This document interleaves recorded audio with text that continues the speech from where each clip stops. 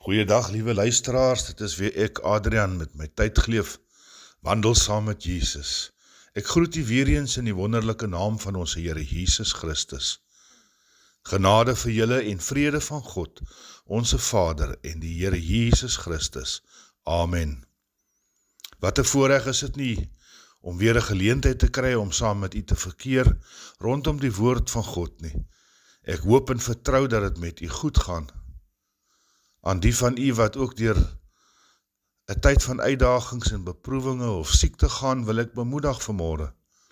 Moenie moed verloor nie. Hou vas aan die Here. Hy is getrou, liefdevol, barmhartig en genadig, elke dag tot in ewigheid. Ek draai elkeen op in gebed tot ons Vader in die hemele. By hom is geen ding onmoontlik nie. Prys sy heilige naam.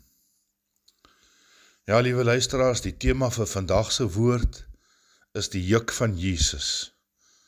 En ons skriflesing kom uit Matteus 11, verse 28 tot 30. En vir die doeleindes van die woord gebruik ek die Afrikaans 53 vertaling van die Bybel. En vir die wat dan graag wil saamlees ook, maak die Bybels maar oop daar by Matteus 11, soos ek sê verse 28 tot 30 en is welkom om saam te lees.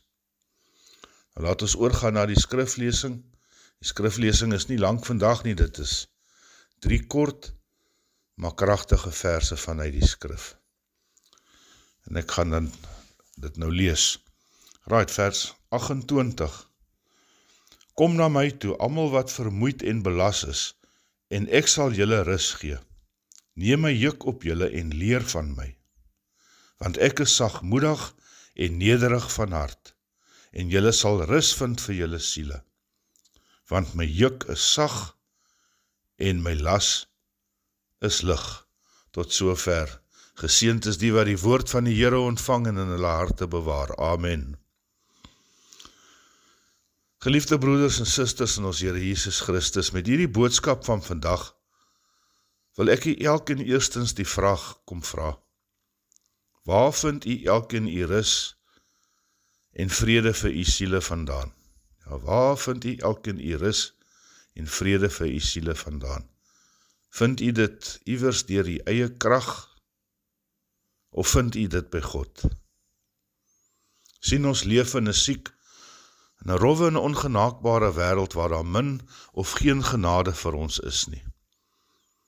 Die wêreld is die speelveld van die Satan, en dit is op hierdie speelveld waar hy ons rus en vrede kom opponeer as kinders van die Here.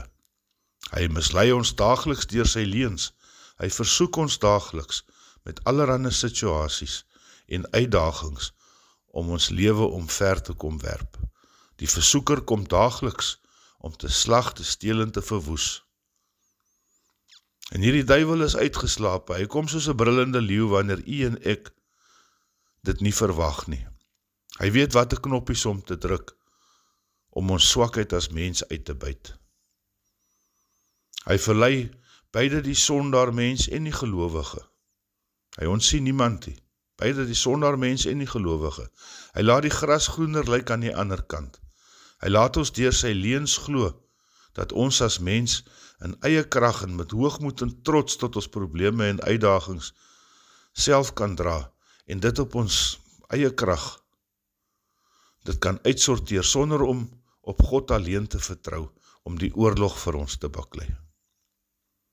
Hy laat elke mens swaar dra aan sy sondelas, aan sy hopelose en hulpelose toestand waarin hy hom mag bevind. Ja, sy depressie, sy seer, sy verwerping, sy bitterheid, die siekte, selfverwyte, en so kan ek dit opnoem. Tog is trots en hoogmoed van die dinge wat vir God 'n gruwel is, en so gaan ons as mens, maar aan op eie krag en eie geloof, dag na dag, besig om ons sware las te dra.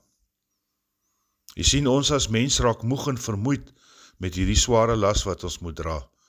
Ons soek na rus, ons soek na vrede, en daar kom 'n dag en 'n tyd wat ons die handdoek ingooi.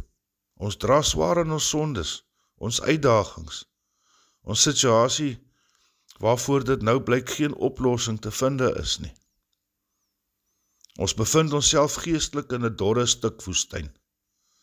Dit is net sand en hitte daar buite. Daar is geen rusplek of oase nie. En dit is hier, liewe luisteraar, waar ons val en bly lê. Jy sien, dan kom die duiwel en hy klap hande. Hy lag vir ons. Dit is wat hy wou gehad het. En hy het geslaag in sy doel. En dit is nie wat God vir ons beplan het nie. Dit is nie deel van sy plan vir die mens nie. Sien in Jeremia